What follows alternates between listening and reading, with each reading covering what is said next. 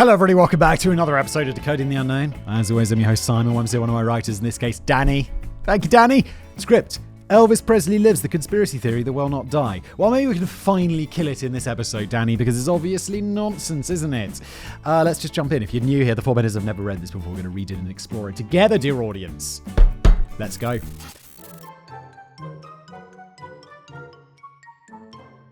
It wasn't the most dignified way for a man described as the greatest cultural force of the 20th century to go. Wasn't he on the Wasn't he having a crap or something when he died? It's unfortunate. On August the 16th, 1977, Elvis Presley, the king of rock and roll, was found slumped on a bathroom floor in his Graceland home in Memphis, Tennessee, after having fallen somewhat ungracefully from the toilet. Elvis the Pelvis was pronounced dead shortly afterward, at the age of just 42. But considering that he's supposed to be dead, Elvis certainly seems to have been keeping himself surprisingly busy over the last 45 years. It'd also be, wow, it's kind of crazy that Elvis would be 87, right? So even though he died 10 years before I was born, theoretically, he could still be alive. In fact, what's the average age people live to? 90? Or is it 80? No, it's 90, isn't it? Or is it 80? I don't know how long people live. But he could definitely still be alive, but he's not. I mean, he wouldn't be, because he was also very unhealthy and stuff. But didn't he eat like fried loaves of bread or something crazy like that? Like with peanut butter inside? Some maniac. He's been spotted doing a spot of shopping, attending to the grounds in Graceland, enjoying a trip to Legoland, making surprise cameos in movies, and even attending his own 82nd memorial birthday party. Well, it would be poor etiquette not to bother showing up for that, wouldn't it? Perhaps more dignified, on the same day that he supposedly made his very last difficult visit to the bathroom, it's alleged that a man who bore a startling resemblance to Elvis was seen at Memphis International Airport boarding a flight to the Argentine capital Buenos Aires, a city which was rife with Elvis sightings over the next few years. The name used by the mysterious passenger was John Burroughs, an alias that Elvis was known to have regularly used when checking into hotels. Okay? It's not a bad starting place for a conspiracy theory, is it? It's enough to make suspicious minds wonder if Elvis really did leave the building on that day. If nothing dodgy was going on, why was his corpse strangely sweaty? Why was there so much disagreement over his exact cause of death? And why is his death certificate still sealed until 2027? It is? I mean, why was his corpse strangely sweaty? I mean, it was a really terrible time on the toilet.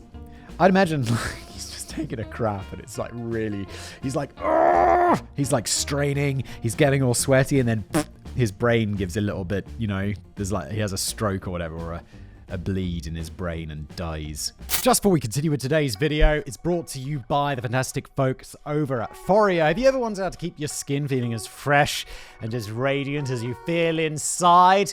Well, Forio Sweden has the answer. This is the UFO 3. It's the ultimate deep facial hydration device. Look, I'm not exactly a skincare guru. That's not why you're here. I do facts. I don't do beauty regimes. But look, even I know hydrated skin is nice skin. And that's where the UFO 3 comes in. It's like a spa day for your face. It increases skin moisture by a whopping 126% in just 2 minutes, which is pretty incredible. I brush my teeth for 2 minutes and the teeth get no extra moisture whatsoever.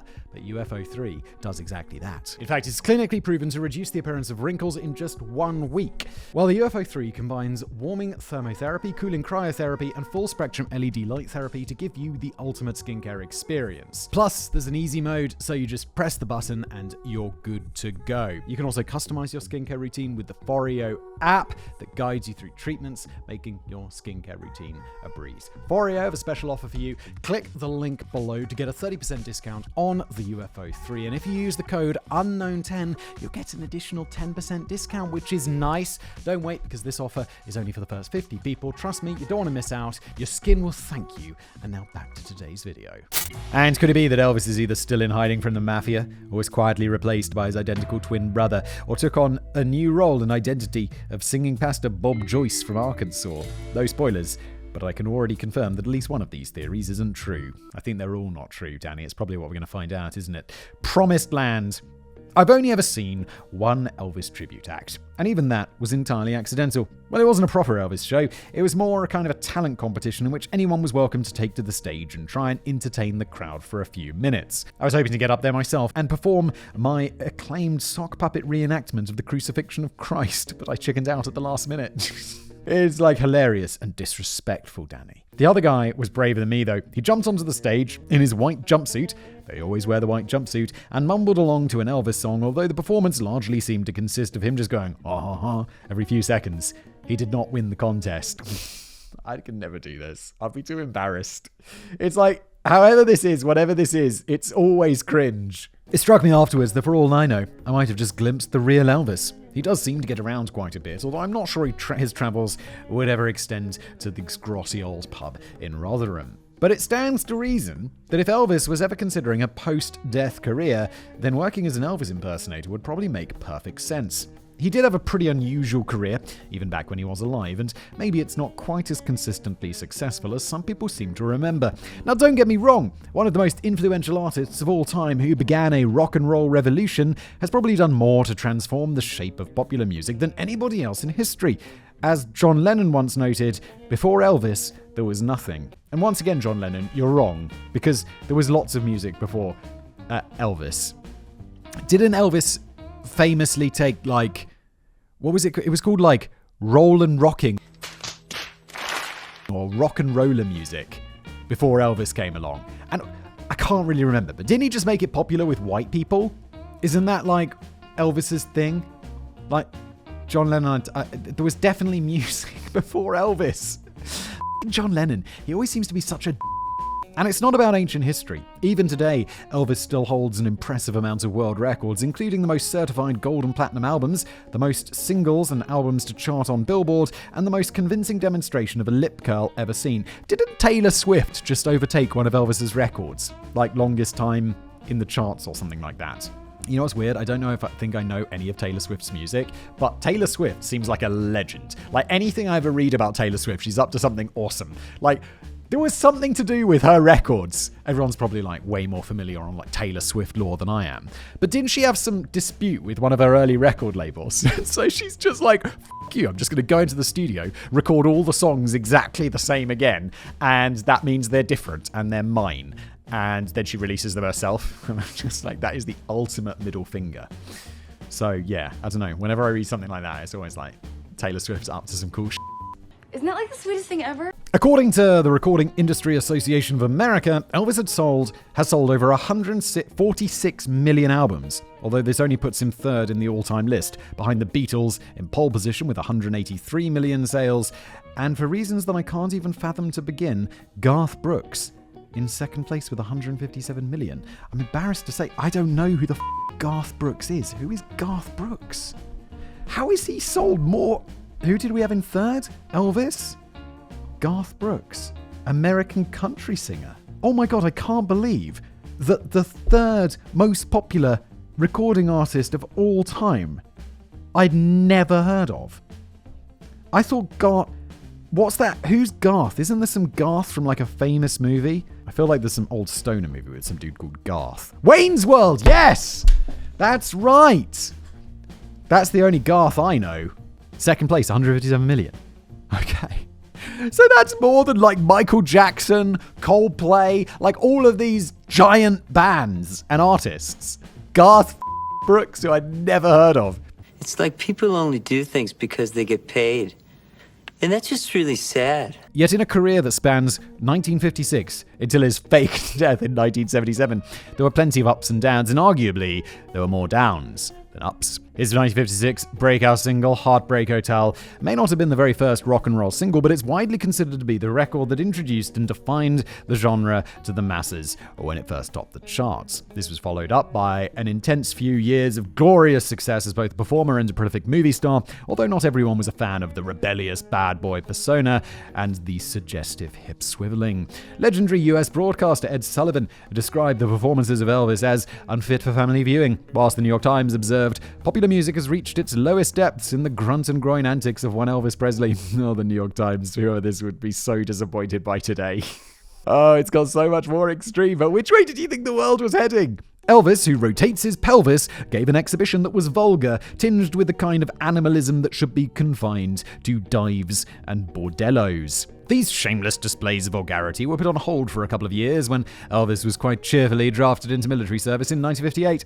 But after being honorably discharged in 1960, Elvis arguably squandered the next 8 years. Under the guidance of his manager, Colonel Tom Parker, he turned his back on live performances and proper albums, focusing instead on appearing in a long list of cheap films, for which he also performed the soundtracks. By the time we hit the latter end of the 60s, the King of Rock and Roll's crown had lost its shine, and he was even beginning to look and feel a little old hat as he lost ground to the new sounds of the Beatles, the Rolling Stones, the Beach Boys, and Freddie and the Dreamers. Another one, never heard of. Freddie and the Dreamers? Who are you? The Beatles, Rolling Stones, and the Beach Boys are all legendary bands who are somehow outsold by that Garth dude. Elvis finally got his act together again when he staged a remarkable TV comeback performance in 1968, which led to a few more years of wildly successful tours and an extended residency in Las Vegas, although he still wasn't bothering the charts too much. However, the personal life, career, and health of Elvis would slump into serious decline by 1973, and it was a slump from which he would sadly never recover. Those Las Vegas residencies are insane, right? I feel like Celine Dion did one, Adele does one or did one, and don't they pay like millions of dollars a day or something utterly mad like that? And you just gotta go, like, live in Las Vegas for a year, or however long, perform shows, get paid millions, and then you leave. I'm excited, like, when Las Vegas residencies finally come, and it's like, YouTubers, come, Simon, your Las Vegas residency awaits. Tell us all stories, Simon, come on. Just tell us the same story night after night after night, and we'll pay you millions a day. Very excited about that clearly fictional future. Elvis had married Priscilla Beaulieu in 1967, and his only child, Lisa Marie, was born exactly 9 months after their wedding day. I feel like Lisa Marie Presley recently died. Is that true? It was actually Elvis's big comeback in 1968, which ended up putting a strain on the initially happy marriage, as his renewed commitment to touring meant that he was usually away from home. Whilst he was playing away, it was alleged that he embarked on a string of affairs, which eventually led to divorce in 1973. Elvis had also clearly let himself go, a situation not helped by his obsession with fried peanut butter sandwiches and biscuits and gravy. That was it. Oh, that does sound good. Like, I'll definitely try a fried peanut butter sandwich. That sounds pretty tasty. He reportedly once spent around $16,000 taking his private jet on overnight trips to Denver just because he had a craving for a particular sandwich, a fool's gold loaf that could only be bought at the Colorado Mine Company. And $16,000 is in like 1970s money. In today's money, that's a lot more. It's got to be like $100,000 easy. On top of that, he'd also become addicted to a long list of painkillers being prescribed to him by Dr. George Nicopolis, and once spent 3 days in a coma after overdosing on barbiturates. Can you imagine coming out of that coma and being like, probably lay off that Valium, shouldn't I? Isn't that what happened to what's his face? Didn't Jordan Peterson have like some sort of coma or because he was addicted to, was it barbiturates? His life is wild, dude. He's just wild-ass life. Whilst grappling the other serious health issues, Elvis still continued to perform, and wasn't it in Russia? Oh my god, I've got to look that up. I vaguely heard this, like bits and pieces. The gyrating hips and swing moves of the 1950s have been replaced by the sad sight of a bloated man in a jumpsuit who was drugged up to the eyeballs as he struggled to remember the words that propelled him to stardom whilst desperately trying to reach the end of each set without keeling over. And yet he kept limping on and on, all shook up. On the very same day that he died, Elvis had been due to embark on yet another soul-crushing tour. The previous evening, he had popped out for a drive through Memphis before returning to Graceland to spend the whole night playing racquetball. Okay. You're eating your fried peanut butter sandwiches, you're very out of shape, and you're just like, yeah, I play racquetball all night. Elvis was finding it difficult to find real friends at this point, and even his opponent on the racquetball court wasn't a buddy as such. Elvis was generously paying the guy to play racquetball with him all night long. Not a bad line of work, really. I don't know. That sounds pretty bad. Like, just having to play racquetball all night? I don't know. It doesn't sound that great. The following day, Elvis had been due to take a flight to Portland for the first leg of his latest tour, but the audience were destined to be disappointed. Well, they would have been disappointed even if it had shown up, but the news that came out of Graceland that day sent shockwaves throughout the world. Elvis had been dating Ginger Alden for around a year, and the couple were now engaged to be wed, although other members of Elvis's family didn't seem convinced that Ginger planned to go through with it. It was Ginger who found Elvis, unofficially dead, in the second-floor bathroom at around 2 p.m., lying face down on the floor in a completely unresponsive state, with his pajama bottoms around his ankles. Oh, it's not the way you want to go, is it? I'd have just tidied him up and be like, no, he died in his sleep. One of the Graceland cooks had apparently heard a loud noise coming from upstairs about 4 hours earlier, but didn't believe it to be anything of great concern, so Elvis had presumably been lying there for quite some time. Fiancée Ginger Alden later recalled in her 2014 memoir, quote, "I stood paralysed as I took in the scene. Elvis looked as if his entire body had been completely frozen in a seated position while using the commode, and then had fallen forward in that fixed position directly in front of it." Oh, it's not good. It's not good, is it? It was believed that a severely constipated Elvis had had a bad reaction to codeine and had suffered from excruciating pain while attempting to use the toilet before stiffly falling face down on the floor. Yeah, codeine is a class of drugs called opiates, which are famous for making you can't not be able to take a shit, right? But there was controversy and suspicion almost from the very beginning. I'm not talking about the mysterious black helicopter that supposedly landed at Graceland and then took off again shortly before the supposed body of Elvis was taken to hospital. And I'm not talking about the guy who later checked into Memphis International Airport to board a flight to Buenos Aires. I'm talking about the quite legitimate reasons why some fans were being lied to over the cause of death. Memphis medical examiner Jerry Francisco appeared to be in quite a hurry to make a public announcement which would reassure fans that the cause of death was perfectly natural and that no drugs were involved whatsoever. Yeah, but everyone knows he's on loads of drugs. Right?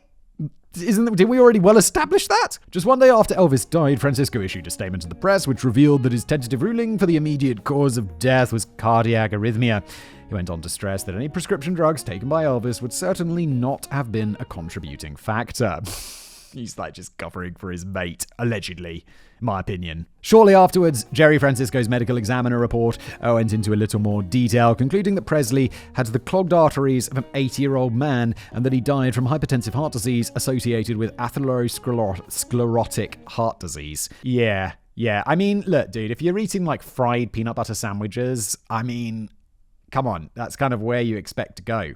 Like, that's how it's going to be. It seems a little odd that Francisco had been in such a panicked hurry to quash any speculation over how exactly Elvis had died, whilst reassuring everyone that the king hadn't been involved in any dodgy activity. It was also a little odd that he announced his initial findings long before either an autopsy or a toxicology analysis had been completed. Indeed, when the toxicology report was eventually released, it didn't entirely fit in with Francisco's findings, as it showed that the body of Elvis was pumped full of prescription drugs, including a level of codeine that was over 10 times the usual prescribed range. Holy shit. He has either a tolerance or was mega high. Francisco's reputation as a medical professional was placed in doubt when it was reported that even his own colleagues didn't agree with his conclusions. You can't blame them, really. Not only had he jumped the gun with a tentative ruling, but it also turns out that cardiac arrhythmia is a condition which can only be identified in a patient who's still alive. Francisco, did you go to medical school? What's going on? Yet Francisco angrily doubled down on his claims. Bro, if it is medical fact that an arrhythmia can only be diagnosed while the person is still alive, why would you be writing that down? And then why would you double down on that? And he insisted that Elvis had died from natural causes. That sounds natural. A cardiac arrhythmia. Doesn't that sound like... I mean, if he died from like eating and clogged arteries, that is a natural death. Oh, wait, that's what he's saying happens. And everyone else is like, it's drugs. I'm sorry. My brain is too slow. I don't know why I came to that. I pointed out that the only drugs found in Presley's system were perfectly legal drugs prescribed by his personal physician, Dr. George Nicopolis.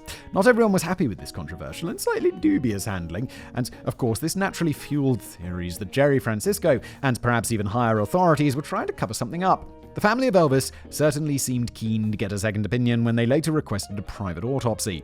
And this is where many reports into the whole Elvis lives story start to get a bit confused over all the official documentation.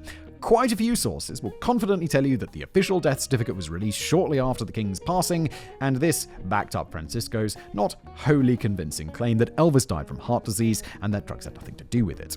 Other sources will tell you that the results of the second autopsy requested by the Presley family are sealed until 2027, and this is the document that will finally reveal the whole truth when it's released in just a few years. But these claims are just the result of jumbled up paperwork. The only document to have been released to date is the aforementioned medical examiner's report from Jerry Francisco. It's the official death certificate, which remains sealed until the year 2027. And that sounds a bit fishy, right? There have apparently been numerous attempts over the last years to get this certificate released to the public, but all have failed. So what are they trying to hide? Well, in fact, this is just how they roll in Tennessee. Ever since 1908, all new death certificates are kept by the Tennessee Office of Vital Records and are considered by state law to be strictly confidential until 50 years have passed, at which point they're made public. Okay, so it sounds like surely this sort of conspiracy just immediately dies whenever you're presented with a fact like that. Why are they hiding Elvis's death certificate? Because they hide everyone's death certificate because it's the law until 50 years later. Surely that just crushes that element of a conspiracy theory. But I know people will have something be like, yeah, however. And it's like, but the however is never that convincing. And it's just like, we'll find out in however many years that it is boring. I promise you. What's the year now? 2024? In 3 years, we're just going to find out the same thing, and it's just not that interesting. That's it. That's really it. So this will indeed be released in around 4 years, which is when we'll get to see if the original coroner agreed with Jerry Francisco or thought he was talking out of his arse. My prediction, he doesn't agree, it had something to do with drugs. In my opinion, that's my thoughts. As for the results from the private autopsy requested by the Presley family, this is obviously not sealed as it's a private document which belongs to the family, is unlikely to ever see the light of day unless a future Presley decides to make a few bucks from it. So, without these two last bits of documentation, are we any closer to finding out the exact cause of death? Well, it's safe to say that Elvis hadn't been partaking in anything illegal. During his lifetime, he was pretty vocal about his contempt for illegal substances, and no illegal drugs, or even alcohol for that matter, showed up in the toxicology analysis. Yeah, you don't need illegal drugs where you've got 10 times the prescribed amount of codeine in your system. It's kind of hypocritical, isn't it? On a daily basis, I consume enough drugs to sedate Manhattan, Long Island, and Queens. It's more a question of whether heart failure was the cause of death, or heart failure was perhaps a symptom of binging on overprescribed medication. In 1994, the coroner, Dr. Joseph Davis, took another look into the original investigation and concluded that he pretty much agreed with Jerry Francisco that heart failure was the root cause. He reckons, quote, "The position of Elvis Presley's body was such that he was about to sit down on the commode when the seizure occurred. He pitched forward onto the carpet, his rear in the air, and was dead by the time he hit the floor. If it had been a drug overdose, he would have slipped into an increasing state of slumber, he would have pulled up his pajama bottoms and crawled to the door to seek help. It takes hours to die from drugs. Everything points to a sudden, violent heart attack." But other medical professionals disagree, and it has long been suggested that Elvis died from the serious abuse of legal drugs which Dr. George Nichopoulos was effectively providing by the truckload. Dr. George Nichopoulos, commonly known as Dr. Nick, well, that's easier. Really? I guess this was before The Simpsons. Had a preference for celebrity patients, counting Elvis, Jerry Lee Lewis, and several other big names amongst his client list. He first started treating Elvis for saddle sores in 1967 before taking on the role of personal physician to the king in 1970. The pair apparently became good friends, and Dr. Nick later served as one of the pallbearers at his funeral. But was it a friendship based entirely on the overinflated size of Dr. Nick's prescriptions? And did these prescriptions play a part in Elvis ending up in the very coffin that Dr. Nick was helping to carry? Maybe. Alarm bells began ringing when an investigation later revealed that during the last couple of years of Presley's life, Dr. Nick had prescribed him over 19,000 pills and vials, including strong painkillers, uppers, downers, and in-betweeners. You have to wonder how Elvis found the time to neck quite so many pills every day. And whilst it can be tricky at the best of times to remember to pack all your medications for trips away, imagine what it must have been like for Elvis when he was away on tour. Not to worry though, Dr. Nick apparently took care of all of that, packing him up with no less than 3 large suitcases of drugs for every trip. Although he argued this was intended for the whole of the touring crew, who were presumably just as wired as Elvis. That's f***ed up, dude. If you're a doctor prescribing that many drugs for someone, just be like, should I be doing this? Does this seem right? And they knew about the drugs. What did they say? They'd get you off them? Said they'd give me more. This obviously led to concern and downright anger from some Elvis fans who blamed Dr. Nick for the death of their hero, arguing that there was no justification for prescribing quite so many pills. It's perhaps no coincidence in 1979, Dr. Nick was shot in the chest while watching a football game. He survived to tell the tale, and the attacker was never caught, but it's often been suggested that the culprit was a disgruntled Elvis fan. Holy I mean, yes. I mean, maybe you're of the opinion that he gave him too many drugs, but also, there's some responsibility for your man there, taking those drugs, Don't shoot someone. Dr. Nick had more than one lone gunman to deal with in 1980 when he was finally put on trial, charged with 14 counts of overprescribing drugs to patients, including Elvis and Jerry Lee Lewis. Dr. Nick's defense was that he always served the best interests of Elvis to try and control his addiction to medication. He feared that if he ever turned down a request from Elvis, the star may have been tempted to source his pills from the streets instead. This seems a tad unlikely, considering Elvis had such a strong aversion to illegal street drugs. Yeah, but when you're coming down from codeine or whatever, you're going to get pretty desperate. Your moral convictions about street drugs are going to be like, yo. And he's Elvis Presley. He'll just be like, yo, go find me some drugs. If Dr. Nick leaves, he'll just be like, yo, assistant, find me some drugs. They'll be like, yes, sir, Mr. Presley. And I can't help feeling that if Dr. Nick was trying to sensibly control the addiction, then prescribing over 19,000 drugs within 2 years was a strange way of going about it. However, quite incredibly, he was acquitted of all charges when the jury agreed that he was always serving the best interests of his patients. Okay then, I guess 19,000 pills was in Presley's best interests. Might not have been but I wasn't there on the jury, I wasn't there in the trial. Fine. Okay, we'll let it go. That very same year, though, the Tennessee Board of Medical Examiners took a slightly different view when they concluded that whilst Dr. Nick had not been behaving in an unethical manner, he had been guilty of overprescribing controlled substances. The decision was taken to suspend Dr. Nick's medical license for 3 months and to place him on probation for 3 years. But Dr. Nick still couldn't curb his overwhelming generosity. He was like the medically trained brother of Santa Claus. He was again hauled up before the Tennessee Board of Medical Examiners in 1992, now accused of overprescribing medication to known addicts, which amounted to gross malpractice and unethical conduct. This time, he had his license permanently revoked. Dude, getting your medical license revoked is like, what do you do after that? Because you've spent 7 years, 6 years in medical school, then however many decades becoming a doctor, and then they're like, if you get that stripped away, do you just go to Mexico and become a mob doctor or something? What do you do? Because you've got all these skills, but you've just, done something terribly bad. Dr. Nick later whimpered that his only problem was that he cared too much. With relation to Elvis in particular, he gave an interview to the Daily Beast in 2009, 7 years before his own death, in which he complained, "No one understands that Elvis was so complicated. I worked so hard just to keep things together, and then they turned the tables on me after he died and decided I was to blame." I don't think we'll ever reach a universal agreement on whether any blame should be thrown in Dr. Nick's direction. I think some amount should be. Do I think he's primarily to blame? Absolutely not. Do I think he is somewhat?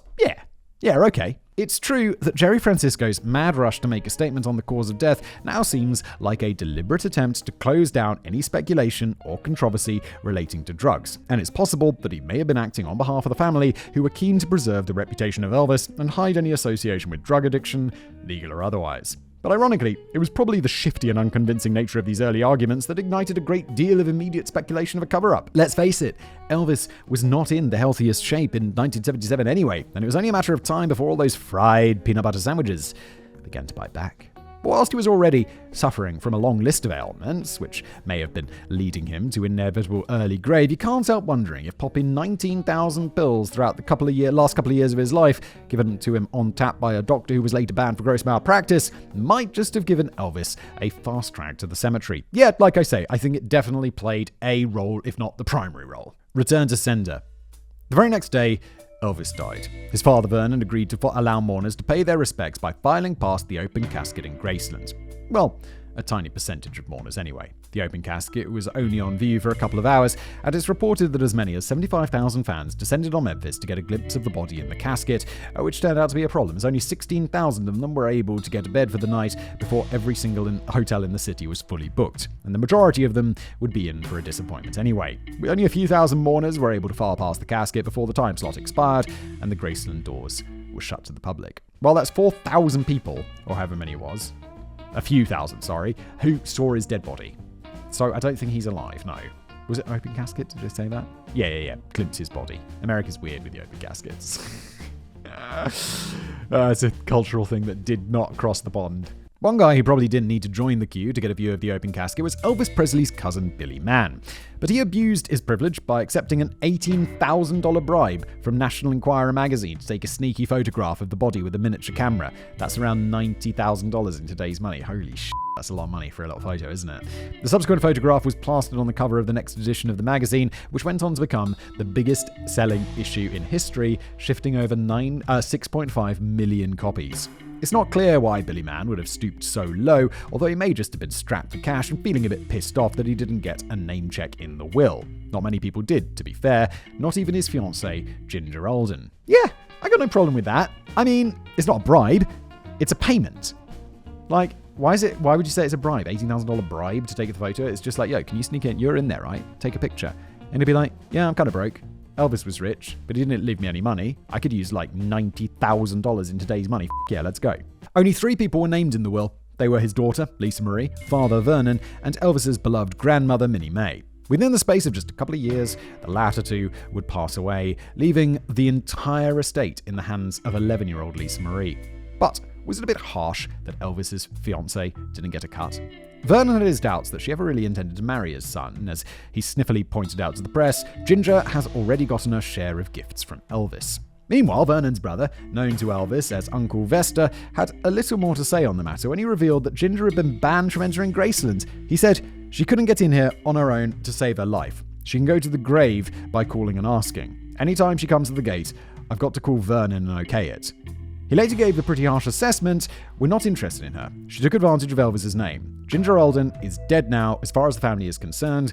We don't even recognize her as a human being. Oh my god, you guys really don't like her. It's not entirely clear where this hatred stemmed from, other than a suspicion that Ginger was leading Elvis up the garden path and was more interested in using it as an extended shopping voucher rather than giving any serious consideration to marriage, although Ginger claims that she and Elvis were still enthusiastically planning their wedding right up until the day he died. Still, although there's no evidence to prove it, it's generally believed that Ginger Alden was at least allowed to attend the private funeral along with around 200 other people. I was actually quite surprised to discover that the funeral was held just 2 days after the death of Elvis, which seems like a pretty fast turnaround to me. Here in the UK, you're usually facing a wait of anywhere between 2 to 4 weeks to make it to the crematorium. Yeah, but he's also Elvis. It's like, surely in the UK, if you're like willing to pay, maybe this is one of those things where it's like, doesn't matter. You know, there's some things where you're like, wait, isn't money going to fix this problem? And there's some things where it's just like, nah, unfortunately, it doesn't matter how much you pay. It's just, you're still waiting. I'm trying to think of a good example of that. But it sometimes happens in my life, and I'm like, wait, what's the point of having money if this doesn't make it this bit easier? And it's like, no! You'd think that they'd try and hurry the process up a little bit, especially when the funeral directors are getting paid thousands of pounds to essentially just set something on fire. I mean, it's a bit more complicated than that, isn't it? I've been to a few funerals in the last few years, and it's like, you know, there's stuff behind it. You gotta be in like a nice room. There's some dude who's like, blah, blah, blah, blah, blah, blah, blah.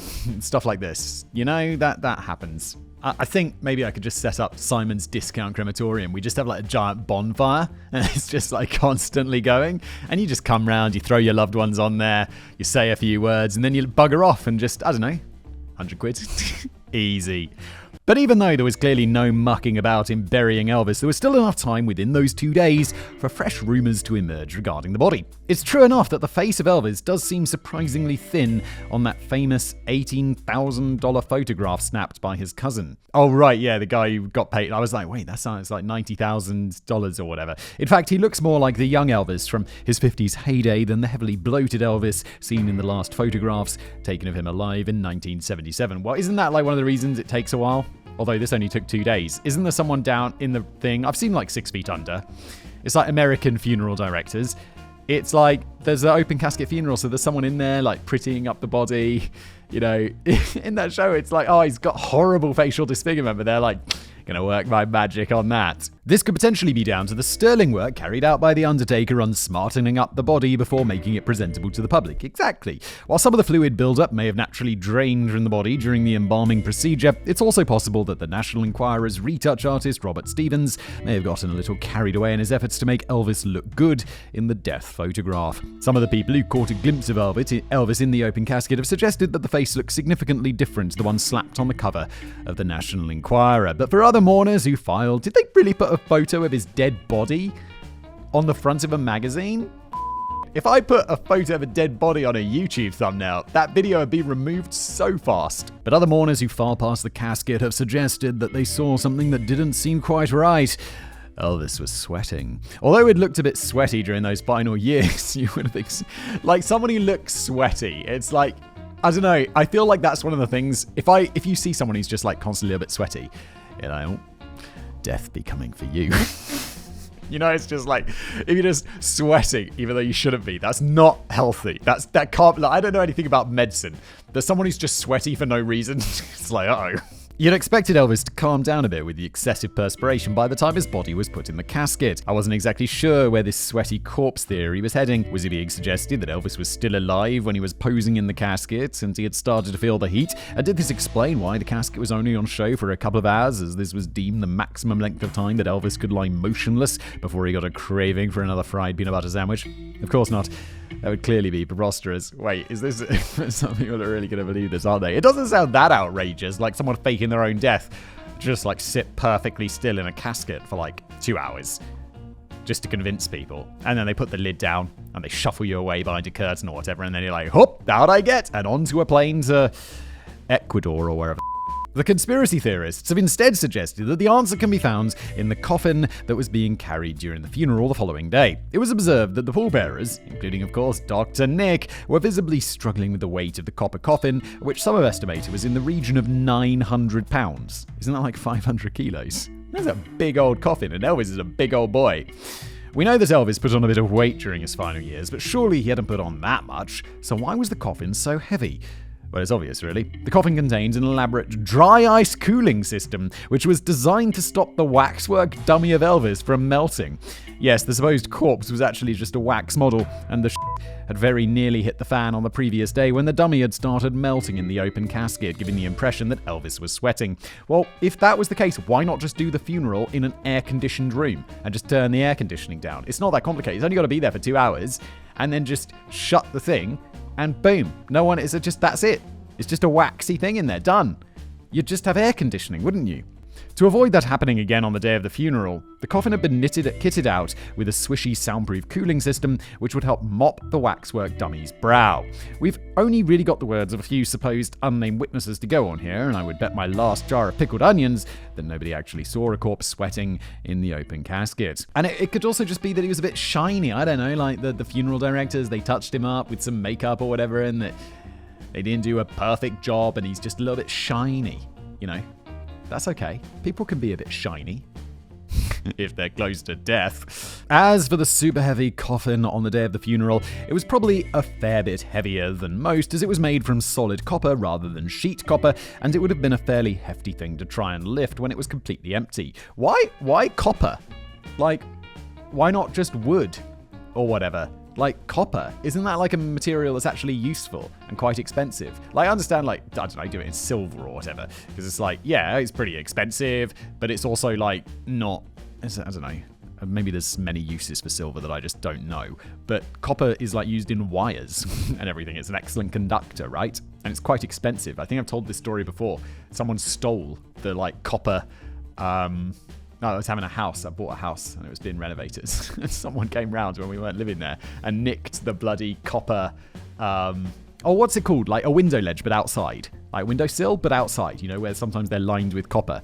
And someone came by and nicked those and stuff. For God's sake, how much are these? Just because the gate was unlocked. One of the pallbearers, another of Elvis's cousins, Billy Smith, later joked that it weighed a ton and it was lined with gold in a bid to outdo the coffin of King Tutankhamun, before admitting that it wasn't really that heavy at all. And pallbearing in mind, he was one of the people carrying it. I'd trust his word over someone who was watching from afar and thinking about waxwork dummies. Yet all this stuff about sweating corpses and waxwork dummies, along with the genuinely bewildering press statements made by medical examiners who hadn't yet had time to medically examine anything, helped to plant the initial seeds of doubt into the minds of devoted fans who were beginning to suspect that Elvis wasn't quite as dead as he claimed to be. But what possible reason could he have to fake his own death in the first place? Okay, well, I guess we're going to get into that, aren't we? Clean up your own backyard. It's been suggested that Elvis had grown very weary of the fame and the burden of being one of the most famous men on the planet. He wanted to put an end to the grueling tour schedule. He wanted to get away from the bothersome fans and the management and everybody else who was desperate to get a piece of Elvis. So you can do that. Just disappear from the public eye. Just buy a house somewhere, like get some guards, don't let anyone come up. I mean, either way, like you're mega famous. So even if you go somewhere else, they're still going to be like, oh, Elvis, look. Faking your death's not really going to help that situation, is it? Faking your own death seems like an extreme method of just trying to get a bit of peace and quiet, though. He could have just retired, locked the gravestone gates, taken the phone off the hook, and upped the hours of the guy who came round to play racquetball. Exactly! A far more popular theory is that Elvis was in league with the FBI, who helped him to fake his own death in order to avoid any retribution after selling out to the mob. Okie dokie, here we go. It's a theory that gathered steam after the publication of a 1988 book by Gail Brewer Giorgio, which went under the original title of The Most Incredible Elvis Story Ever Told, before it was simply renamed as the snappier Elvis Alive. There's a question mark on there, that's why I read it like that. I'm Ron Burgundy. Whenever there's a book like this involved, as everyone well knows, who's a regular listener to Decoding the Unknown, is always like, it's about the money. It's money, money, money. Titling a book, Elvis Alive, is like, that's a money spinner. You're just right. It's just about the money. Great story. Compelling and rich. In the book, Gail claims that she pored over thousands of pages of classified FBI documents, which revealed that Elvis had connections with a criminal gang known as the Fraternity. Elvis had... the Fraternity. If I was writing a book about the mob, like a fictional mob, I'd call them the Fraternity. It's like, come on now. You could have been a bit more original. Elvis had first hooked up with the Fraternity to help him secure a good deal on an airplane, but he soon had second thoughts about mixing with criminals and eventually offered to help the FBI bring down the gang. He's Elvis Presley. He doesn't need to go get a discount on an airplane. And even if you are, let's say you are buying an airplane off criminals, I'd just be like, what? I don't know anything. I'm just buying the airplane. And you're not buying an airplane like you do a used car. You're going to get it from like a broker or something, and you'll just be like, not really interested in where it comes from. I'm just interested in this plane, and the fact that it's a little bit cheaper, fantastic. It's not like the mob, you're then going to have mob connections. It's just like you bought something off of a criminal. No big deal. Like, you're not now mob affiliated. After the key members of the fraternity were subsequently arrested, it became blindingly obvious that Elvis had been the mole, and he was now at risk of facing the fiery vengeance of the mob. What did he know? He bought a plane. It's not like, oh yeah, and there were suitcases filled with mob secrets on the plane that Elvis then gave to the FBI. No, obviously not. The FBI figured that the only way to guarantee the safety of Elvis was to fake his death, after which the fraternity would presumably lose all interest and start thinking about opening up another casino or something. Gail Brewer Giorgio reckons that Elvis felt compelled to sell out the gangsters because of his deep love of America and his deep respect for the FBI. And she's still sticking to her story today, recently informing Time magazine that Elvis faked his death because he was going to be killed, and there was no doubt about it. Time magazine, what are you doing? I hope this piece was entitled Crazy Conspiracy Theories That People Believe or something, Time magazine. Because, really, it's perhaps not so outlandish to think that Elvis may have worked undercover for the FBI at some point. Okay then, yeah, I mean, that's way less ridiculous.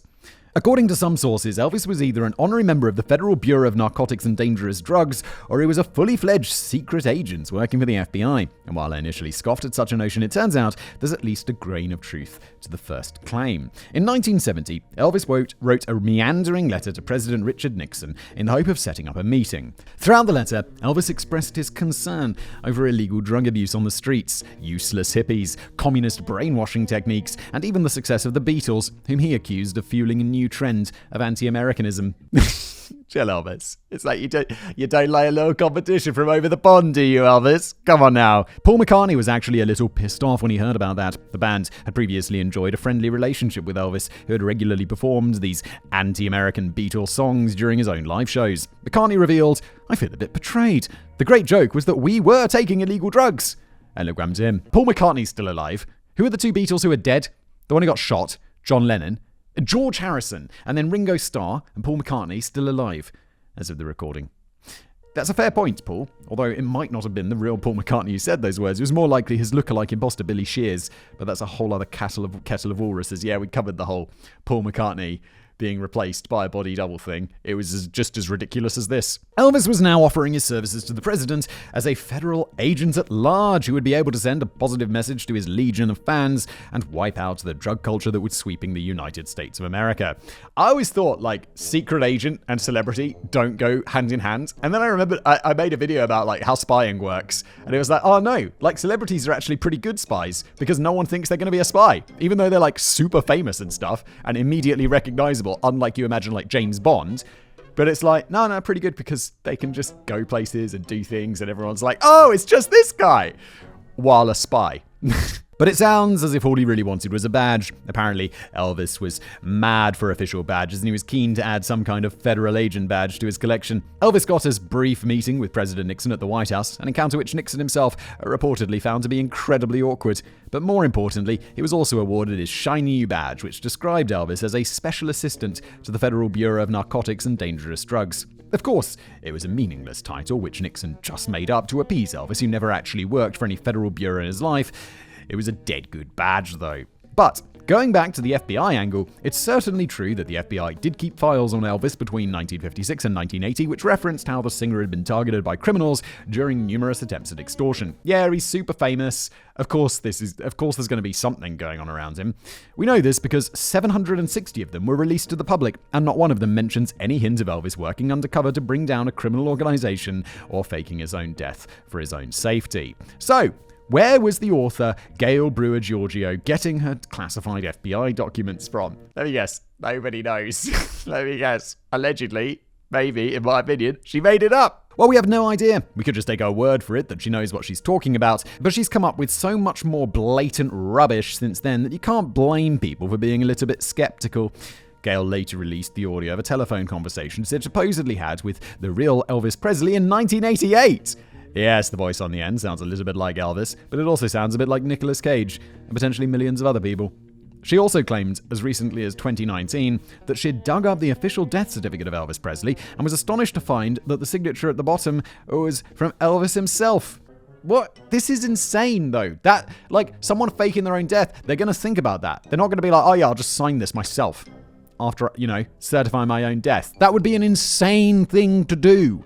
Conspiracy theory people, what's wrong with your brains? Gail had compared the signature on the death certificate with the signature at the bottom of the letter that Elvis had sent to Richard Nixon, moaning about drugged up hippies, and found they were practically identical. She even called in expert graphologist Paul West, who concluded, in my professional opinion, the same person who wrote the letter to President Nixon also wrote Elvis's death certificate. Isn't handwriting analysis sort of a semi-pseudoscience? Is that even a real thing?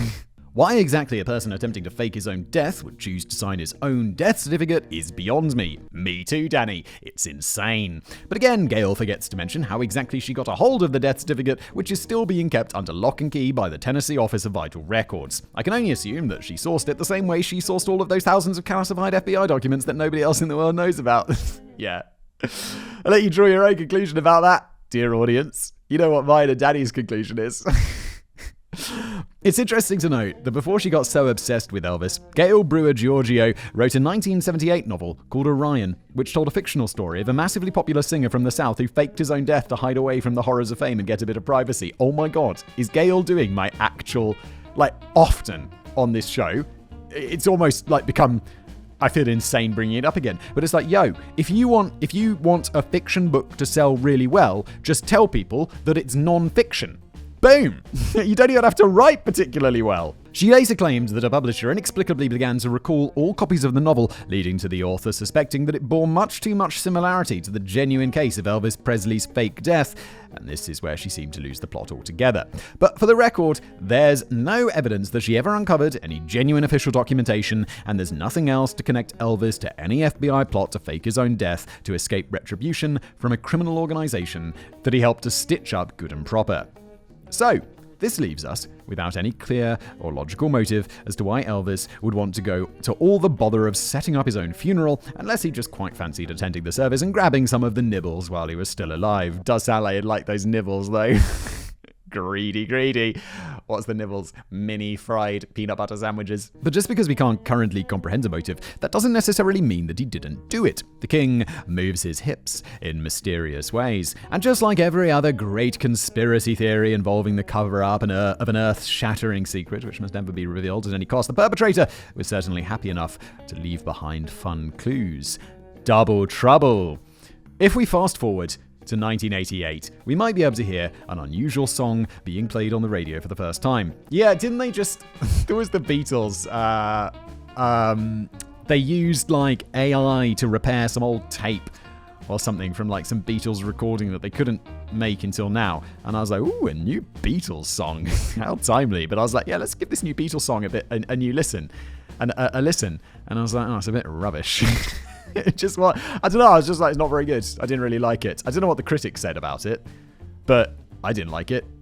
I listened to it once and I was like, and that is enough of that. Well, to be honest, you're unlikely to hear it on that many radio channels, and the song in question was a spectacular flop. But the track entitled Spelling on the Stone certainly seemed to raise a few questions, the most prominent of which was this the first new Elvis Presley song to be recorded and released after his faked death? We don't glean very much from the name of the artist because the single is released by LS Records and it was completely uncredited. The owner of the record label, Lee Stoller, reckons that the recording was delivered to his office by an anonymous man who sped off in his limousine after handing over the new tune. The voice certainly sounds a bit like Elvis, and he appears to be addressing his own death in the lyrics. Here's a taster. People wonder, people ask, am I present, am I past? I never left, I haven't gone. Check the spelling on the stone. Does that rhyme in American pronunciation? Was my leaving due to sin? Did my faith somehow grow thin? My secret's out, so many know. Check the spelling on the stone. When I read it like this, it sounds like, ooh, we're going to solve a mystery for children. It's now widely believed, although not proven, that the mystery voice behind the track was just an impersonator by the name of Dan Willis, and that the record was just a silly publicity stunt cashing in on recent Elvis sightings. Even if the vocalist wasn't Dan Willis, the professor of music theory John Davis later concluded that the voice did not belong to Elvis and was more a caricature of his performance. Aren't the people who sing, like, just as well? It's a huge business, like, what are they called? Like tribute bands or cover bands or whatever, where they just pretend to be another band and sing their songs. And some of them are absolutely incredible. I'm sure there's Elvis impersonators out there where people can't tell, even if you're like an expert, right? It's a publicity stunt which didn't go down well with everyone. A media coordinator for Graceland slammed the release as a very cruel hoax, whilst Why is it cruel? The only people this would be cruel to are his family, who are like, sure, he's dead, because they're his family. Whilst ex-wife Priscilla took the time to respond to the signal by making it clear that Elvis would never be cruel enough to stage his own death. But what exactly did the singer mean by check the spelling on the stone? Well, this harks back to one of the earliest theories to rise from the grave shortly after Elvis had been buried. His full name was Elvis Aaron Presley. Really? His name was actually Elvis Presley? I kind of thought that must be a stage name or something. Although maybe I just think it's a crazy name because he's Elvis Presley, and if someone's called Elvis nowadays, then you're like, really? Elvis? The Elvis was taken from his father Verner's middle name, while the Aaron, spelt with just one A, was possibly inspired by Vernon's good friend Aaron Kennedy, who spelt his first name with two A's. Yeah, like everyone who's called Aaron. It's always with two A's, right? However, it was decided that Elvis should only have one A in his middle name, so it looks similar to the spelling of his identical twin's middle name, Jesse Garon Presley. More on him in just a second. There's no identical twin Elvis. The thing is that the spelling on the gravestone appears to be wrong, as it spells the middle name of Elvis with two A's rather than one. So what's that all about? Was the engraver offering a free extra digit, which was too good a deal to turn down, or was Elvis offering some kind of teaser that it wasn't really him buried beneath the gravestone? Is that true? Is it really... they made a misspelling on his grave? Surely it's Elvis Presley. They'll just be like, well, take it back and get a new one. He's got infinite money. Just burn that one, throw it in a quarry, and just make him a new one and spell it correctly. Probably neither. It seems that Elvis was never really keen on the original spelling, and in later life he had resorted to sticking an extra A in there himself to match the spelling of the biblical Aaron. Yeah, because otherwise you'd kind of be like Aaron or Aaron or Aaron rather than Aaron. Aaron. Elvis, how did I say it originally? Elvis Aaron Presley? Probably. I don't know. But look, okay, so he liked spelling it that way. That's why it's spelled that way on his gravestone. Boom. Easy. Done. Where is Aaron right now? His father Vernon was aware of this, and it was he who ordered the gravestone to be engraved using the spelling that he knew his son preferred. It also has to be said that this would have been a pretty lame clue to leave behind. But this leads us to one of the most patently absurd, yet remarkably resilient Elvis conspiracy theories. Imagine for a moment that it wasn't really Elvis buried beneath the gravestone. Who else could be taking that place? Well, how about his identical twin brother Jesse? The official narrative is that Jesse Garon Presley was stillborn 35 minutes after the birth of Elvis, although the exact cause of the stillbirth is unknown. Really? The official narrative? Okay, so Elvis did have an identical twin who was stillborn. Whoa! However, Elvis truthers are of the firm opinion that Jesse did not really die at birth. His survival was kept a secret so that he could serve as a double for Elvis in later life. What? It's not like they knew that the baby was going to be like super famous when he was born. We can apparently see some evidence for this in a couple of Elvis interviews which were filmed in the early 1970s. Whilst Elvis was known for his piercing blue eyes, these video clips appear to show a slightly different version of Elvis sporting brown eyes. Could it be that only the real Elvis had blue eyes while the eyes of his twin brother and body double Jesse were brown? And this is how you can spot the difference between the two. No, it's just like, it's not, eyes seem to change color under different lights. Like, you know, if you Google like me or whatever, you get these like profiles like talking about me, and often they'll be like height, weight, eye color. And all of them seem to think that I have brown eyes. I definitely do not have brown eyes. I don't know where that came from. My eyes are definitely green. Elvis could potentially have been wearing contact lenses, but he wouldn't have had much of a reason to choose contact lenses that changed the distinctive color of his eyes. It's more likely down to the lighting and positioning of the camera, as blue or green eyes have been known to turn a different color when viewed under unusual lighting conditions or from funny angles. Indeed. Or a slightly less savory explanation is that Elvis was already popping too many pills by this point, resulting in a dilation of his pupils, which reduced the levels of piercing blue that you'd normally expect to see when facing the king. Oh my god, he's so high that his pupils are dilated. Either way, I'm pretty sure that we weren't looking into the eyes of Jesse Presley. No, Jesse Presley did not grow up. Jesse Presley's not a real thing. Please stop it, conspiracy theory people. The biggest problem with the conspiracy theories related to Jesse Presley is they make absolutely no sense whatsoever. Yes, they didn't know Elvis was going to be famous, and they're not like, better keep that one secret because that's Elvis Presley right there. Let's say for a moment that Jesse was not stillborn and that he went on to serve as his brother's secret body double. If it was really Jesse and not Elvis that died and was buried in 1977, why would the latter need to fake his own death when he could just carry on alone? Or if it was the other way around, Jesse was the main performer whilst Elvis was the occasional stand-in who died in 1977, why couldn't Jesse just carry on with the deception? There seems to be no advantage under any possible scenario in faking the death of the wrong twin. Yes, more reasons why this is just absolutely absurd.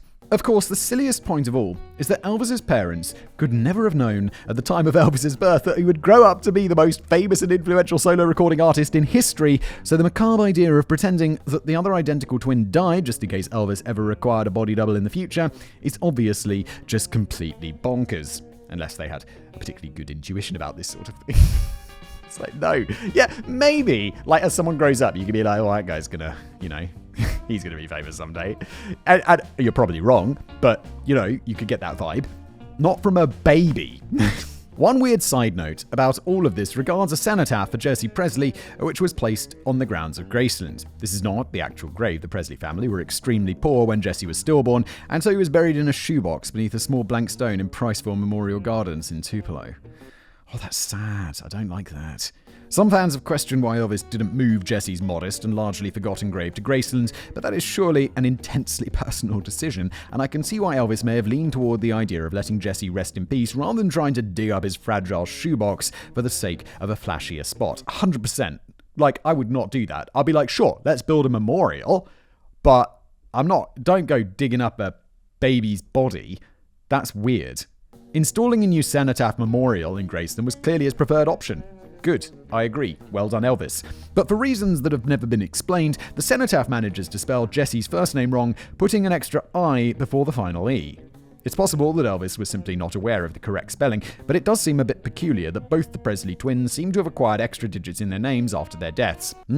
Yes, this is what we call a coincidence. Perhaps the idea is that you're supposed to keep collecting all the extra digits found on the gravestones and memorials of the Presley family until you have enough letters to form the name of the secret location in which Elvis has been hiding out all these years. But maybe the true location of Elvis isn't such a big secret after all. By the sound of it, he's been happily popping up all over the place to wave hello. Wild in the country. One of the earliest sightings, accompanied with actual photographic evidence of a post-death Elvis, took place just over 4 months after he supposedly died, but it took a few years for the photographer to realize what he'd unwittingly snapped. A guy called Mike Joseph visited Graceland with his family on December 31st, 1977, and he seized the opportunity to take plenty of souvenir photographs, which included several shots of the Presley pool house. It wasn't until several years later, when Mike was sifting through the old photographs again, that he happened to spot a slightly creepy and shadowy figure lurking inside the pool house and peering out of the window. He couldn't immediately make out what it was supposed to be, but he was intrigued enough to dig out a magnifying glass and take a closer look. Even before we get into this, it's ridiculous. So Elvis Presley faked his own death, and how long did I say, when did he die? Wasn't it around 77 or something like that? But he was just hiding out in the pool house, where they let tourists come by. That's obviously stupid and not realistic. And that's when he realized he was staring into the face of a clearly not dead Elvis Presley. All those idiots who believed that Elvis had packed his flight bags to start a new life in Buenos Aires have been wrong the whole time. Elvis had decided that he might as well just hang out at home. After all, nobody would think of ever looking for Elvis in Graceland. Yeah, fine, but still, Graceland is a tourist attraction. There's lots of people going around with cameras. It's a bad idea. Mike even had the photograph checked out by Kodak experts who confirmed that the image had not been doctored in any way. So it's got to be him, right? Or it could just be a photograph of him inside the thing, or like a cardboard cutout or something. No, Elvis's former road manager, Joe Esposito, stepped in to suggest that the face in question was more likely to belong to Elvis's old security guard, Al Strada, who certainly bears a passing resemblance to the king, and more importantly was known to be alive at the time. Not everyone is convinced by this explanation, but Mike Joseph seemed to agree with it, and it makes a refreshing change for a potential Elvis spotter to get on board with a more rational explanation instead of blindly pursuing the more unfeasible angle that could make them famous. I like that. Mike's like, whoa, this is completely... That's how I would do it. I'd look at that photo, I'd be like, holy shit, is that a picture of Elvis? Is that Elvis in there? And they'll go to Kodak and they'll be like, it's not doctored. And then a rational explanation comes around and they'll be like, oh, okay, that makes sense. Thanks.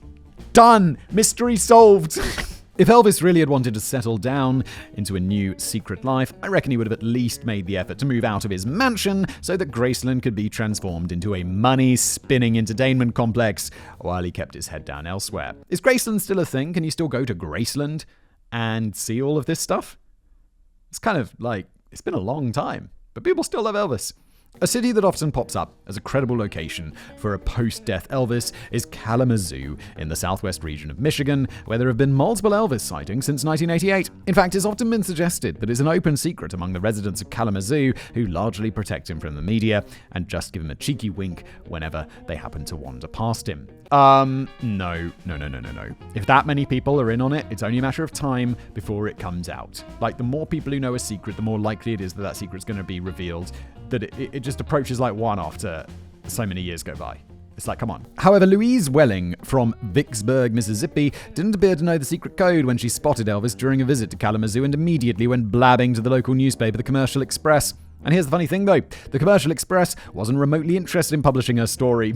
Yes, because they're like, oh, for God's sake, no. We publish news, not made-up stuff that you thought you saw, Louise. Do me a favor, please. Get out of here. So Louise went running to the Kalamazoo Gazette instead, and they weren't interested either. It was only when Louise tried her luck at Weekly World News, based in Lantana, Florida, that she finally found a paper willing to publish her story, a paper that clearly wasn't bound by the same secret pledges to protect Elvis, which the local newspapers were honoring, or journalistic integrity. Louise... Sorry, the Weekly World News. She had to travel to a different state to find someone who would publish her story. And Louise, you've got too much time on your hands. Louise claimed that she had spotted Elvis doing a bit of shopping at the Fell Porsche supermarket He was waiting patiently in line at a checkout whilst clutching a single electrical fuse, and he was wearing his signature white jumpsuit because of course he was. Maybe he hadn't had an opportunity to buy any new clothes over the last 10 years, so he was still in those damn white jumpsuits. Well, a couple of things. One, if he's trying to be all DL on the down low, he's not going to be wearing a white jumpsuit, because if I wore a white jumpsuit, I would stand out. And he's Elvis. Like, it's not how he'd dress. He'd wear like a cap and sunglasses. Also, he's not going to be shopping for fuses. Like, there's a point you get to where it's like even me, I'm not Elvis Presley anywhere close. But it's like, I don't fix my own electrical anymore. There's a guy I have, and it's like I phone him, and he goes to the store, and he buys the and then he comes to my house, and he fixes it. That's what... Elvis is not changing his own fuses. Louise noted that he was looking a bit nervous, as if he had something to hide, although this could have just been because he'd stuffed 50 other electrical fuses down his jumpsuit, and he only had enough money to pay for one. Elvis was spotted again very shortly afterwards in a branch of Burger King, around 10 miles away, cheerfully tucking into a nice, wholesome Whopper. The writer and economist David Adler reckoned in 1995 that this sighting was particularly noteworthy. According to him, what gives this account eerie credibility is that Burger King was by far Elvis's favorite fast food chain. There is one that's not credibility, but it's just, okay, chill. People go to Burger King. Burger King crushes it on the fries. Like, I think generally I'd rather have McDonald's burgers. Like, I'm quite partial to a Big Mac, but I would take that Big Mac and then I'd have Burger King fries. In fact, I should do that sometime, because I live right next to a Burger King and a McDonald's. I used to, I just moved, so I don't live close to them anymore. But they were right next to each other, like side by side. There was a Starbucks in the middle. Yes, I think we'll all agree that that's pretty much case closed. The only sighting that could possibly sound even more authentic as if somebody ever spotted a man wearing a white jumpsuit tucking into a fool's gold loaf at Colorado Mining Company whilst a private jet hovered outside the front entrance. David Adler was possibly just using this sighting as a tool to promote his new book. Oh, what? What's that? What's that? A money-spinning book enters the picture? How surprising! The book, The Life and Cuisine of Elvis Presley, a biography of Elvis, told through the food he enjoyed. Be sure to pop that one on your Christmas list. And it's also worth pointing out that this Burger King sighting was reportedly by none other than the daughter of Louise Welling. The Welling family have too much time on their hands, it turns out. Still, a few shrewd local business owners have been happy to take advantage of the various Elvis sightings in Kalamazoo over subsequent years. I can't believe that there's an actual place called Kalamazoo. It sounds like a made-up town in a Disney movie. With one local dentist now boasting signs that says the king gets regular checkups here. I can't help feeling that if Elvis was really lying low in Kalamazoo, he probably wouldn't have put his signature white jumpsuit on before popping downtown to buy an electrical fuse and a Whopper. Yeah, no shit, Danny. It's ridiculous. Maybe Louise Welling really did just spot somebody who looked a bit like Elvis in a white jumpsuit, but it might well have been an Elvis impersonator who just finished a quick set down at the old Goat Tavern and hadn't had time to change yet. That's almost certainly it. I think it's Elvis impersonator, because someone who looks like Elvis isn't going to wear a white jumpsuit because they'll be like, oh my god. Because also it's cringe. Like, if you look a bit like Elvis and you're not an impersonator and then you dress like Elvis, that's just cringe. It's just cringe. You wouldn't do that. There are literally hundreds of thousands of Elvis impersonators now going about their business, and you're bound to occasionally catch one out in the wild. Are there really hundreds of thousands of Elvis impersonators? Is that a real number? Because that feels like a lot.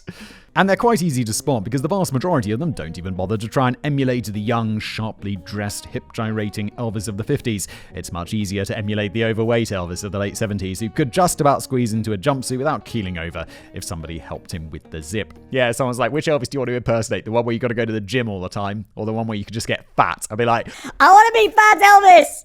Shotgun Fat Elvis! I'm not sure if it's the most respectful tribute you can pay to your hero, though, ignoring the glory days to focus instead on the period when he was well past his prime. But it is the easier one. It's a bit like John Lennon impersonator choosing to go on stage dressed in a white shirt riddled with bullet holes and bloodstains. Holy shit, Danny. You went there. Too soon, Danny. Too soon. Perhaps Elvis really is living a quiet life in Kalamazoo where he enjoys protection from the residents and the local press, but I still think he'd pay somebody else to fetch the electrical fuse and the Whopper. Yes, exactly. He's Elvis Presley. Green, green grass of home. The next time that Elvis was spotted out and about in public in 1990, he was waiting in line in an airport queue. But the surprising point here is that this wasn't a genuine airport queue. It was a scene in the smash hit movie Home Alone. Because if you just spent the last 13 years successfully fooling most of the world into believing you're dead, the next logical step is to pop up as an extra in the highest grossing global box office hit of 1990. What? Home Alone was the highest grossing movie of the year. I thought Home Alone's one of those movies that kind of rakes it in over the long term because it's like still popular as a Christmas movie, like those Christmas movies are. But okay, how it beat Kindergarten Cop, I'll never know. Yeah, Kindergarten Cop was awesome. Take it back! The scene in question is the one where young Kevin's mother, played by Catherine O'Hara, is holding up an airport queue as she hysterically attempts to haggle with the ticket agent to get a seat on the next flight home to her accidentally but unforgivably abandoned son. Yeah, forgetting your children, it's like, what's her face? Kevin's mum. Social services would definitely be paying you a visit. If you take a look over Catherine O'Hara's left shoulder, you can briefly make out a bearded man in the background who looks a bit like a slightly older and hairier Elvis. Some would say he's got the same hairline, complexion, and even some of the facial mannerisms of the king, although I would say it's difficult to make too many insightful observations from the few seconds that his face is fully visible on screen. Still, one Elvis truther certainly had a go when he noted in a YouTube comment, yes, the YouTube comments, the bastion of truth, that the extra adopted a curious expression when Catherine O'Hara starts shouting that she would happily sell her soul to the devil to get home. He wrote, Elvis drops his head and appears to be pondering about his own life after hearing the mother explain her situation. Oh my God, people, this is... I can't... Surely that's got to be in jest, because this can't... It can't be people seriously thinking this, can it? Please, no. Yes, or maybe you're looking at this a bit too deeply. All I can see is a man with a beard who's been instructed to look a bit impatient. One interesting point is that the previous movie completed by Home Alone director Chris Columbus was the 1988 comedy flop Heartbreak Hotel, in which a bunch of kids attempt to kidnap Elvis Presley. The film may have been a box office disaster, but perhaps the real Elvis enjoyed it so much that he applied to be an extra in the next Chris Columbus movie. Not so, says Chris Columbus. He reckons if Elvis was on the set, I would have known. Yeah, no. Also, is this guy's name really Chris Columbus? Whose surname is Columbus? And you're like, no, I'll call my kid Christopher. What the... Really? Despite the fact that it would clearly be absurd for a man in hiding to take a role as a movie extra, some Elvis fans were really convinced about this one. And it didn't help matters that nobody could identify the man with the beard, as extras didn't receive any kind of credit. Yeah, it's disappointing. I was an extra, I've told this story before, in Captain America. Captain America? Yeah, Captain America. I was an extra in that movie. That was fun. In London. This was many, many, many years ago. I had to get my hair cut. And I was like, I had long hair. And they were like, shaving that off because you're a cop. And I'm like, okay, shave it off, free haircut, I'll take it.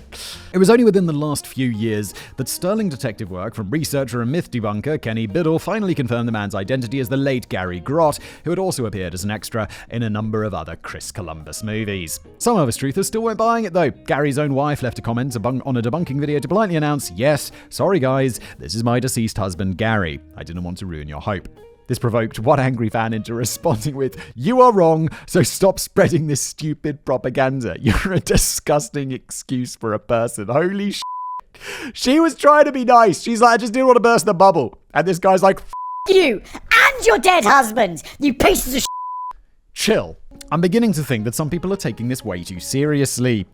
You're the devil in disguise. There was another brief flurry of excitement following an Elvis sighting at the opening of California's Legoland amusement park in 1999, although this quickly died down again when Legoland confirmed that they'd hired an Elvis impersonator to mingle with the crowds as an attraction. Wait, Legoland opens in 1999? Oh, wait, did we have Legoland? Because I went to Legoland when I was like a kid, like really young. And I just assumed that America had Legoland first. But did we have Legoland first? Before America? Holy shit. It's like when Disneyland Paris opened up, it's like, whoa, you can go to Disney and not have to go to America. Oh, wait, is Lego American? Wait, isn't Lego Scandinavian or something? No one's here for this. No one cares. I'm sorry. Legoland tangent over. They were probably in on the secret. Somebody should have checked his pockets for electrical fuses and whoppers. Then it has to be said that things largely fell quiet for a long time until internet rumors began to brew and bubble and mushroom in popularity over the years, as Elvis truthers were now able to form online communities in which they could share and affirm each other's increasingly kooky theories. One of the biggest internet theories only really began to take a fully fledged shape in around 2010, when fans began speculating if Elvis had taken on a new identity, a singing pastor, Bob Joyce, from Arkansas. Videos were posted online, which showed singing Bob Joyce strutting his funky stuff in front of his flock, and comparisons were made to the voice and facial features of our Father who art in heaven, Elvis Presley. Bob is certainly giving off a few vibes that suggest an older Elvis with white hair and white beard, and his voice seems to be channeling the best work of the king. I'm pretty sure he was at least heavily inspired by Elvis, even if I'm not entirely convinced that he bears that closer resemblance to the man himself. YouTuber, Spa Guy, decided to take matters into his own hands in 2010 when he tracked down Bob Joyce to ask him in person if the rumors were true. And predictably enough, Bob Joyce denied that he was Elvis Presley, just as Peter the Apostle had denied all knowledge of Jesus Christ 3 times before the rooster crowed on the morning of the Last Supper. Bob Joyce pondered, perhaps God is using Elvis's voice to minister to broken hearts and broken lives. If Elvis were alive, I would say to him, my friend and brother, we are kindred spirits. We are one in Christ. All right, Bob. Chill out, Bob. Take it easy. It's also worth noting that Bob has darker eyes and a gap in his front teeth, which Elvis clearly didn't unless he had a bit of work carried out down at that dentist clinic in Kalamazoo. Yeah, but like, go there. No, put the gaps back in. Put the gaps in my teeth. I want the gaps. Bob seemed more worried, and indeed slightly miffed about just how old people imagined him to be. If Elvis had been alive in 2020, he would have been 85, whereas young whippersnapper Bob was a mere 68. He seemed very keen to let everybody know that. I think we should help him spread the good word. Just be aware that you might be accused of spreading stupid propaganda. What did that commenter say? What did she say? I want it again.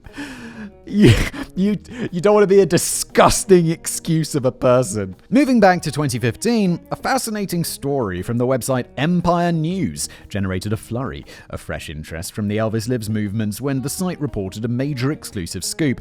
The body of a homeless man found a few weeks earlier was now definitely confirmed to be that of Elvis Presley. Oh, this feels like Empire News feels like, those when you're on a website and it's got those not Tombola. What's it called? The company that always has those Taboola, where it's got those like fake headlines, or they always look fake, and they're just designed to be ultra clickable. This feels like that. All these years, the former king hadn't been hiding away in Graceland or living the high life in Buenos Aires or Kalamazoo. He'd fallen on hard times and taken to the mead streets of San Diego, California. The body of the 80-year-old man had been found in an underpass, but it had taken a while for authorities to identify him. All they had to go on was that some of the locals had known the man by the first name of Jesse. The man's DNA was eventually put through a national DNA database and took the lab technicians somewhat by surprise. The guy's DNA was a perfect match to that of Elvis Presley. This is just fake news. Surely, this is just fake news. The story quickly gained traction on social media, with many truthers pondering that this was either Elvis himself or supposedly his stillborn identical twin brother Jesse, who had found it difficult to find work after his brother had passed on. They should have spent a bit more time checking the reliability of the source, though. Yeah, no.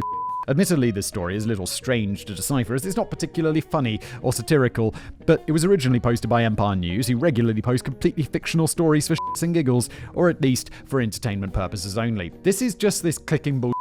It's like, yeah, you click on it, and then it turns out the story's fake, but they still got the click and got you to look at some ads, so they still get paid. It's the internet, everybody. It's weird. Some of their other popular headlines over the years, these are going to be good, have included college student excused from classes after dog eats grandmother. Woman gets pregnant after sleeping in hotel with dirty sheets. Man who bought a pair of dentures on Wish website can suddenly speak Chinese. And Pope Francis accidentally holds up copy of vintage porn mag instead of Bible during sermon. So, I think we can safely disregard this one, but don't lose hope. There are still a couple of more fairly recent sightings to go on before we give up the ghost completely.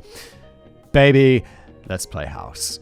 In 2016, a groundskeeper working at Graceland was captured on a short video which rapidly racked up well over 2 million views on YouTube. The white-haired guy, in a bright orange t-shirt and baseball cap, doesn't appear to be doing anything that interesting. For the most part, he just seems to be trying to figure out what to do with a hose pipe. It's not much of a good groundskeeper if he's like, what's this thing? That's a hose pipe, Bob! But He has got a little look of an aged Elvis about him, and some fans have latched onto how he appears to flick a V sign towards the camera, a move which is interpreted as a signal to his fans that it's really him. If somebody stuck two fingers up in my direction, I'd be less inclined to take it as a vague sign and more as a direct cue to piss off out of this guy's face. I mean, was he doing it this way, like palm forward, because that means peace, or was he doing it this way, palm towards you, which, do Americans have this? It's kind of like middle finger, but it's less bad. I don't know where it comes from, but this is like offensive in the UK. Let me know, Americans, do you have this? I don't know, I've never seen it in movies. Having said that, I don't think this new groundskeeper version of Elvis is actually trying to be rude to anyone. He just happens to be casually scratching the side of his face with two fingers. If Elvis could afford to employ someone to play racquetball with him when he was alive, I feel confident that he could stretch to hiring a groundskeeper when he was dead, rather than getting his own cold hands dirty. It's all academic anyway, as an Elvis fan later managed to hunt down the man in the video for a brief video interview in which he revealed that the guy was a Graceland employee by the name of Bill Barmer. Did I call him Bill? No, I called him Bob. About the hosepipe. What did I call him? It would be good if I actually got the name right. I don't think I did, though. That's the hosepipe, Bob! Bill had a bit of fun during the interview, slyly brushing two fingers up and down the side of his face as he spoke to give the truthers another clue to get all worked up about. But much like the singing Pastor Bob Joyce, he also seemed a bit miffed about the age thing. Whilst he didn't disclose his actual age, he wanted to make it abundantly clear that he certainly wasn't in his bloody 80s, thank you very much. Still, it seems that far more people are interested in hearing the conspiracy theory than the definitive debunking. Whilst that original video of the groundskeeper quickly sailed past 2 million views, the interview with Bob Joyce has stalled at 378,000, probably because it's been identified as bull propaganda perpetrated by the corrupt media. It's like big media trying to con us. But the final major sighting of Elvis has yet to be conclusively disproved, which obviously means that it must be true. We've already speculated that Elvis may have faked his own death just to get a front seat at his own funeral, and he sounds like the kind of guy who wouldn't want to miss his own 82nd birthday party either, even if he's supposed to have been dead for 40 years. After all, there might be birthday cake or fried peanut butter sandwiches. And so it was that when an 82nd memorial birthday party was held at Graceland in 2017, it inevitably generated another viral video, this time from a live stream showing a white-bearded man in his 80s wearing shades and lurking in the crowd during a cake-cutting ceremony on the lawn, apparently flanked by armed security guards. The clip ignited particular interest on the Elvis Presley is Alive Facebook group, a group that once boasted over 24,000 members, and politely asked of new members, please don't come on this page and say that Elvis is dead. Yeah, why would you want open debate? The Facebook group seems to have mysteriously disappeared now. Oh, big media shut it down. But before it was no doubt shut down by the FBI on the grounds that the members were getting too close to the truth, it was a hive of activity when compelling new evidence like this emerged from the shadows. I mean, why on earth would a supposedly random unknown man in his 80s need quite so much security? Well, it could be argued that the security guards just happened to be in the same vicinity as this man, and there's no evidence to suggest that they were on his payroll or were remotely interested in what he was doing. It could also be argued that the guy doesn't really look like Elvis at all. But as the identity of this gentleman is yet to be confirmed, quite a tricky task considering the vast number of attendees in the memorial birthday event, the truthers are sticking to their guns on this one for now. Mostly. Some have veered off into a whole new theory that whilst the chap doesn't exactly resemble Elvis, this might be because he's actually singing Pastor Bob Joyce, who is, of course, Elvis anyway. Why? To just stop making it extra complicated. It makes it less believable. But one member of the Facebook group shrewdly observed, notice his ponytail. Pastor Bob Joyce does not have a ponytail. Therefore, this must be Jesse Presley. Indisputable logic. Oh, hang on a minute. I think I'm starting to come up with my own mad theories now. We already know that one of the reasons why singing Pastor Bob Joyce can't be Elvis is because Bob has darker eyes, but Elvis also had darker eyes when he was being played by his dead twin brother Jesse.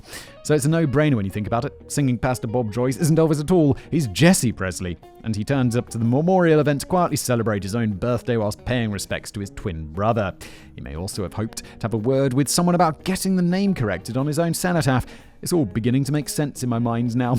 Yes. Incredibly twisted logic. Or maybe I've just been thinking about this for too long. But some people have been thinking about this kind of thing for well over 4 decades now, and considering that most of the evidence pointing to Elvis faking his own death is either utterly ridiculous or can be conclusively disproved, it does make you wonder how the Elvis Live movement ever managed to grow quite so big in the first place, and how it managed to endure for so long. Or did it? A little less conversation. Of course, Elvis Presley is not the only high-profile figure in history to have been accused of faking his own death. It's not out of the question that some major celebrity really did manage to fool the whole world into believing they were dead, but the problem is that if they were truly successful, then we wouldn't know about it, or at least most of us wouldn't know about it. Keep this under your hat for now, but my local pub quiz team is made up of Kurt Cobain, Michael Jackson, Tupac Shakur, and Bruce Lee. And just for the record, Kurt Cobain is completely bloody useless at sports questions. But Elvis isn't quite like any other celebrity. It's exceedingly rare to witness the levels of love and devotion which have been heaped upon Elvis Presley by adoring fans. Yes, other artists and stars can hit massive mainstream levels of popularity, but it's not very often you see that kind of unadulterated worship that Elvis managed to attract in both his lifetime and after his death. The only other people I can think of anywhere are remotely close to this are Morrissey, Simon Whistler, and the Bay City Rollers. You're goddamn right, Danny. And perhaps this goes some way to explaining why so many fans fell into immediate denial and went searching for alternative facts. They just couldn't believe or accept it. It's just not the fact that their cherished hero had died so suddenly and unexpectedly at the age of 42. It was the ungraceful manner in which he died. The king of rock and roll couldn't have just fallen from a toilet to his death. It wasn't supposed to end like that. It's kind of weird that 42, I'm 36. That's only 6 years away and I'll be 42. Are we as old as Elvis was when he died? 42. It's like I have like memories of my parents turning 40. And it's like, it's only 4 years away. Oh no, I feel old. I've often thought that the inelegant death alone is one of the reasons why a faked death just seems so fundamentally improbable. If you were one of the most admired people in the world and you were planning to fake your own death, how'd you go about writing your official final scene? You could go for a butch and sporty and glamorous death, like maybe a jet ski accident or something. I think I would have gone down in a fictional blaze of glory, perhaps perishing in a fire after suddenly rescuing 10 dogs, 3 kittens, and a budgie from a burning 180-story skyscraper, but not quite managing to save my own skin. Yeah, that sounds a pretty good way to go, except for the whole burning to death thing. But I can't quite imagine Elvis Presley thinking, no, I'd rather be found face down in front of the toilet with my pajama bottoms around my ankles. Yeah, it's like no one wants to go like that. There are stacks of other fundamental reasons why a faked death would be highly unlikely. Such a huge conspiracy would have required at least hundreds of people to keep their mouths shut for the next 45 years. And I suppose you'd also have to be an absolutely massive bellend to put your millions of fans through all this heartache whilst leaving your family to pick up the pieces and deal with endless interrogations from the media. If you were really trying to cling to the idea that your hero faked his own death, you'd also have to concede that it was a pretty dickish move and unheroic all round. The fans, in early denial, found plenty to feed their initial suspicions in the immediate aftermath of the death, along with the admittedly unconvincing and confusing medical statements and all the stuff about waxwork dummies in air-conditioned coffins. There were also reports about a black helicopter circling Graceland just before the body was taken to hospital, and the sighting of a lookalike catching a flight from Memphis to Buenos Aires the following day under the name of a known alias. The problem with both these stories is that nobody knows the sources. Some anonymous guy who was never heard of again claims he spotted the helicopter, whilst another anonymous guy who was never heard of again reckons he spotted Elvis at Memphis International Airport. There's not a single scrap of evidence to suggest that a black helicopter was anywhere near Graceland on the day that Elvis died. And the lookalike who was trying to catch a flight from Memphis to Buenos Aires would have been in for a very long wait. Back in 1977, you couldn't even book an international flight directly from Memphis. But it didn't take long for those initial waves of stories to fizzle out. One of the oddest things about the whole Elvis lives theory is that it hasn't really burned consistently over the last 45 years. It's more kind of a thing which dips in and out of trend. The theory had pretty much fallen silent for much of the 1980s. I mean, I'm sure there was always somebody talking about it somewhere, but it was no longer a topic which generated any mainstream attention. Perhaps now that everyone has been given time to come to terms with the shock news, a lot of time, like 40 bloody years, there was a gradual and reluctant acceptance that Elvis really had left the building. But then it all suddenly sprang back to life in around 1988 when Louise Welling claimed that she'd spotted Elvis buying an electrical fuse in Kalamazoo. This in turn sparked further supposed sightings, which in turn inspired fresh media attention, which in turn inspired the hoax Spelling on the Stone single, which in turn inspired some conspiracy theorists to delve back into history and get all worked up again about gravestones and identical twin brothers. It's all your fault, Louise. This in turn inspired failed novelist Gail Brewer Giorgio to jump on the bandwagon and write a book of completely groundless claims that the FBI helped Elvis fake his own death, which in turn whipped everybody up into an even bigger frenzy. Quite remarkably, this all pretty much happened in the very same year. And this newly revived Elvis Lives mania continued to thrive into the first half of the 1990s, by which time the usual sightings of Elvis working as a policeman or in a California grocery store were now jostling for attention alongside wackier news reports of Elvis secretly preparing to run as president, Elvis living in a bunker underneath Graceland, and the discovery of an Elvis statue on the moon. Oh, please tell me that last one is made up, Danny. Perhaps it was the increasingly bizarre and unbelievable nature of these stories which led the Elvis Lives movement to get crushed under its own vast weight as we entered another extended quiet patch which lasted the best part of 2 decades. It's only relatively recently that the Elvis Lives theory has come back into vogue again, as a new generation of truthers made use of their handy camera phone to snap pictures and take videos of old men, which can be shared online and discussed with like-minded non-sheeple. They don't seem particularly fussy anymore about finding anyone with a genuine resemblance to Elvis. As long as it's a man who looks like he's over 40, has white hair, maybe a white beard, and I don't know, maybe a face, then he's a prime candidate to be Elvis Presley. We're probably due for another period of downtime fairly soon, after the ridiculousness of it all implodes once again. But the good news, of course, is that the Elvis Lives movement can't realistically keep dropping in and out of fashion forever. Yes, there may continue to be speculation about whether or not he died in 1977, but the question over whether or not he's still alive today can surely only have a mortally limited amount of time left to run before the answer becomes painfully obvious to even the most ardently deluded fan. But then again, if anyone on Earth was destined to live to be at least 750 years old, then it would surely be Elvis Presley. Long live the king. Yeah, no. But I do believe that, people would continue to believe this forever. They'd be like, no, Elvis Presley lives. But it'd be like, people would be like, he'd be 136. And they'd be like, yeah, he found some special serum. The world elite's been hiding from us. This has been an episode of Decoding the Unknown. Thank you so much for being here. If you like the show, rate and review on Apple Podcasts or Spotify, wherever you get it. If you're watching on YouTube, why not like and subscribe? And I'll see you next time.